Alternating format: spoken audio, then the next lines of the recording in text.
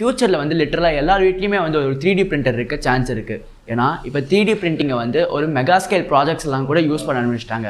So இந்த வீடியோவில் வந்து நம்ம டாப் 3D பிரிண்டட் ப்ராஜெக்ட்ஸ் தான் வந்து பார்க்க போகிறோம். ஸோ நம்பர் 1 என்ன அப்படின்னு பார்த்தீங்கன்னா வந்து ஆம்ஸ்டர்டாமில் வந்து ஒரு டச் ரோபோட்டிக் கம்பெனி வந்து இனிஷியேட்டிவ் எடுத்து 3D பிரிண்டட் பிரிட்ஜியை வந்து கன்ஸ்ட்ரக்ட் பண்ணியிருக்காங்க using steel and concrete. So number 2 என்ன அப்படின்னு பார்த்தீங்கன்னா வந்து நம்ம ஸ்பேஸில் வந்து இப்போ வந்து வாட்டர் ப்ரெசன்ஸை கண்டுபிடிச்சி நிறையா ரீசர்ச்லாம் பண்ணியிருக்கோம்.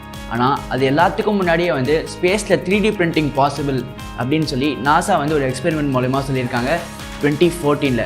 ஸோ நம்பர் 3 என்ன அப்படின்னு பார்த்தீங்கன்னா வந்து ஒரு அமெரிக்கன் பேஸ்ட் கம்பெனி வந்து 3D பிரிண்டிங் மூலமாக வந்து ஒரு ஃபுல்லி ஃபங்க்ஷனல் 3D எலக்ட்ரிக் காரை வந்து அவங்க கிரியேட் பண்ணியிருக்காங்க. ஸோ இதை யார் பண்ணியிருக்காங்க அப்படின்னு பார்த்தீங்கன்னா வந்து லோக்கல் மோட்டர்ஸ் அப்படின்ற ஒரு அமெரிக்கன் ஆட்டோமொபைல் பேஸ்ட் கம்பெனி வந்து இதை இனிஷியேட்டிவ் எடுத்து ஃபர்ஸ்ட் 3D பிரிண்டட் காரை வந்து கிரியேட் பண்ணியிருக்காங்க. 3D பிரிண்டிங்கை ரொம்ப ஹைப் பண்ணுறோம் அப்படின்னு சொல்லி உங்களுக்கு தோணலாம். ஆனால் யாருக்கு தெரியும், ஃபியூச்சரில் வந்து ஒரு 3D பிரிண்டட் ஃபோனால் கூட நீங்கள் இந்த வீடியோவை பார்க்க முடியும். அந்தளவுக்கு வந்து 3D பிரிண்டிங் டெக்னாலஜி எங்கேயோ போயிருக்கு.